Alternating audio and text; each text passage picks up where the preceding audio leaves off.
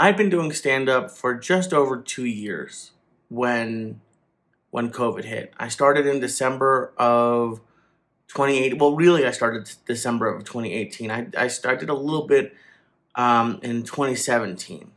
I used to work for a comedian named Joey Diaz, and he was getting ready for a special, and his friend Augustino Zoida was doing an open mic at a bar in the Valley in LA, and I would go with him every Tuesday night, and I did like 5 or 6 times, and it was fun, but I never really worked at it. It just wasn't. I never thought it was that kind of funny. I met Joey and a lot of other comedians because I was a fan of stand up, but I was always a very shy, behind the scenes kind of person. I didn't even want to be on the podcast that I was on at all, like at all. And Joey made me. In a nice. He said he needed someone to talk to, and lo and behold, we did over 800 episodes. And people would ask me throughout the years, Lee, oh, are you going to start? Are you going to do this? And I always told them no. I love stand up. I went to stand up all the time. I got was one of the best parts of working with Joey is I got to go with him to shows and go to the store and go to the ice house and all of that. But I never thought I was that kind of funny. And so I did it. I forget. I know this happened, but my timeline, I got high on the internet for about a decade, so my timeline's a little bit messed up. But I had been thinking about it, and I did it those 5 or 6 times with Joey at I think it was the Dark Horse or Black Horse. It's always the wrong one. I'm sorry, Augustino. But I did that, and then Joey filmed a special, and I went on stage that night actually after he went up, crazily enough, and I did it's on his CD, Sociably Unacceptable, at the end, and I made a joke about Chicago. I don't even know what I did, to be honest with you, and it was fun, but then I just didn't do it again for like a year, and at some point, either before that or I forget when it was. But at some point, we had Andrew Dice Clay on the podcast, and he sat next to me the whole time. Very nice. He's an intimidating guy just when you think about him, but he's actually one of the sweetest guys I met in LA. And afterwards, we were talking, and he said, "Have you ever tried stand up?" And I said, "No." And he said, "Well, maybe you should." And it's funny, like the next time I saw Joey, I was like, "Hey, Dice or Andrew said I should give it a try. What do you think?" He said, "I don't think so." I think I don't think he was being mean. I think he just wanted, like, you have to. This is not like something you do occasionally. I mean, some people can, I guess, do it for fun. But if you're really going to be serious about it, it's like every night, multiple times a night, a lot of writing, a lot of discipline. And I didn't want to do it anywhere and have people just be nice to me because I worked with Joey, and that happened regardless, and it was going to happen regardless. But like the haha comedy club I could have gone to, but I didn't want like fake stuff to happen. I wanted to see if I was actually any good. And Joey had told me that there was a place called he didn't even know what it was called actually. He said there was an insurance office they were doing an open mic out of, and it was sort of true. It used to be an insurance office, and it still had the sign up in the window, but it was called the Fourth Wall. And I went there in December of 2018, and I just really I fell in love with it pretty quickly. I really enjoyed it. I wasn't good at all. I was okay. I did fine.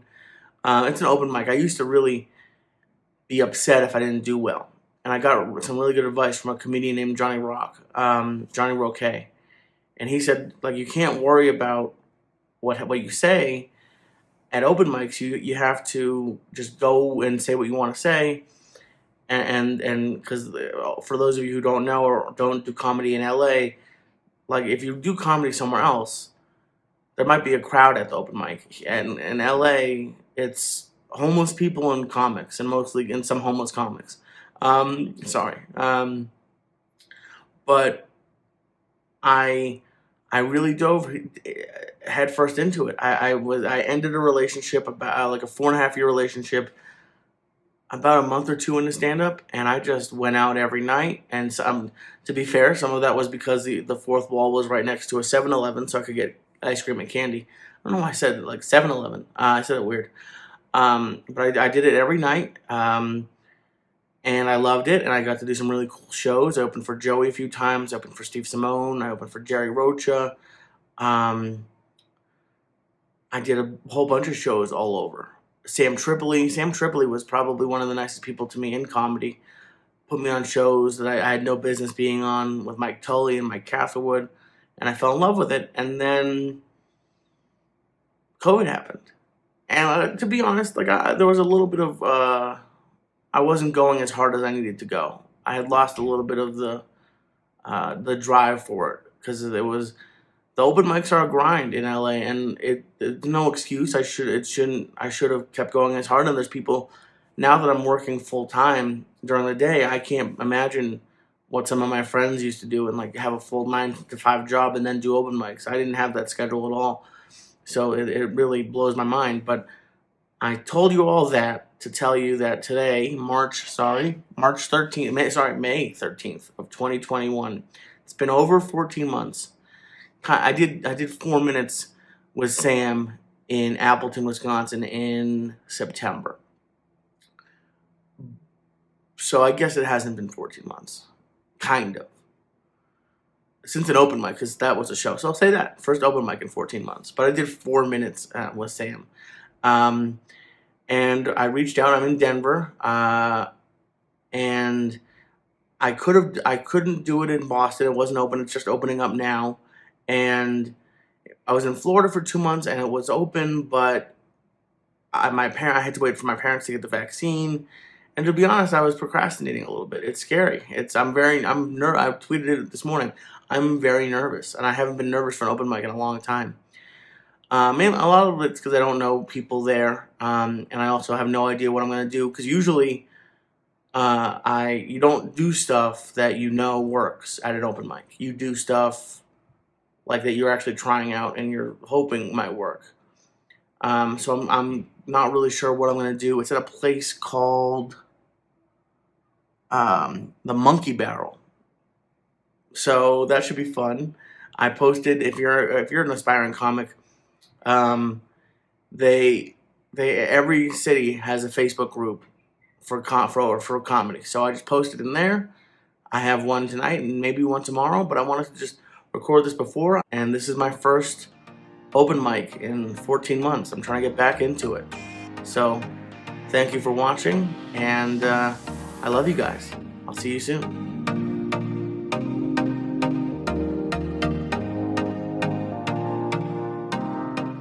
Okay, I'm here. I'm here. I don't know where I am. I'm here on a side street. I just parallel parked for the first time in 14 months, and that went terribly. So hopefully my comedy is better than my parking. We'll see how it goes.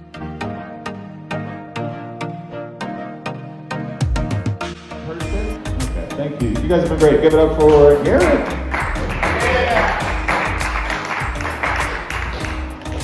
Give it up one more time for Joel Vernon. Hell yeah. Next meeting to the stage. We're really happy to have him here at Monkey Barrel. Give it up for Lee Syatt.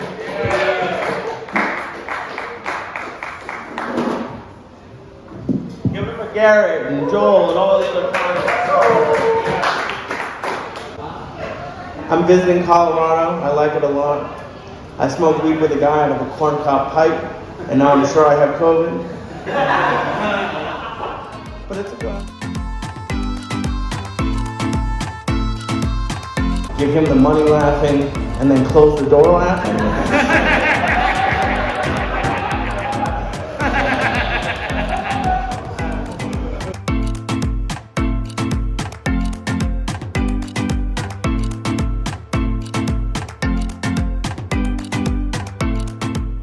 Definitely done more than 5 minutes. You're a mean person, Garrett. There we go. Thank goodness. Thank goodness. I don't want to do anything. Oh, thank you. Well, goodbye, everybody.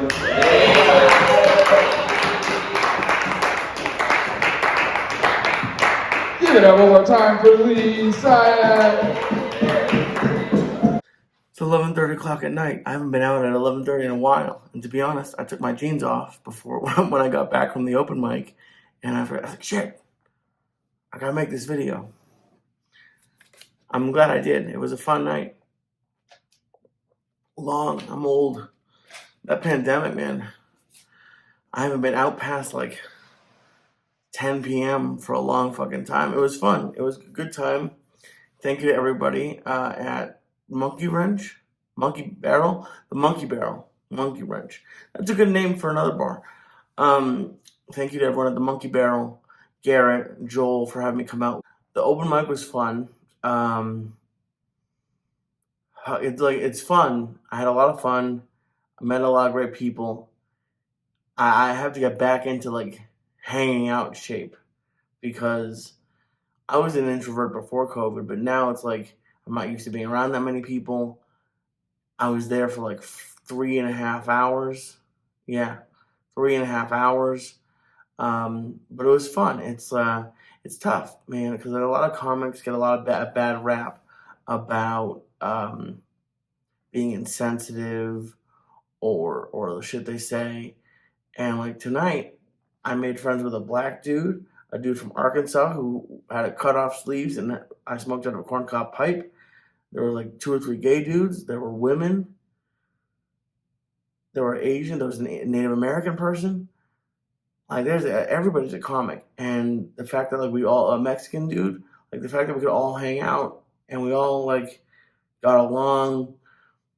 It's pretty. I'm glad to be back. I'm glad to be back doing comedy. I'm gonna start doing more of these, and I didn't bomb. You just saw it. I'll put a little bit in, but there's no way I'm putting all of it in. But it was. I'm glad the way it happened because I was number 33, and some people left, so I didn't. I was probably somewhere around like number 25, I would guess, in real life.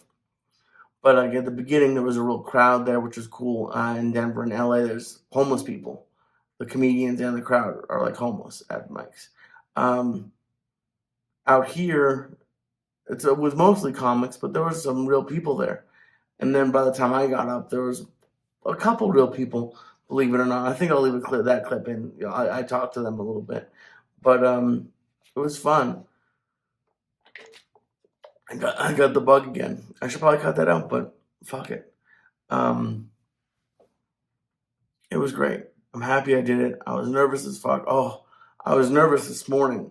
I'll put right now. I'll magically, with the magic of movie editing, put the tweet in where I talked about it, and I wasn't doing that to like have because I knew it was gonna happen. I was gonna write like I'm not looking for like you can do it. It's nice, but it was just like it was nice to feel nervous again. And I was fine the whole night. I like switched it up between talking to people and then sitting and like watching the mic and like getting back in the rhythm of open mics. But right like when I knew I was next, man, and it's a good thing I'm losing weight because I would have had a heart attack. Like the nerves and it was like good. And I did some stuff that like I planned on. I riffed something new that I like and I'm going to try to write about maybe tomorrow because I'm going to do a couple more of these while I'm here. But it was great. It was great to have the bug again. I missed it. It's been a long fucking COVID and I'm happy to be back. So thank you for watching. Check out my podcast, the What Was I Thinking podcast and the Waistline podcast. Okay? And my Patreon. There we go. That's like half stoned, half sober, half sleepy marketing, Jewish marketing. All right, guys. I love you, and I'll see you soon.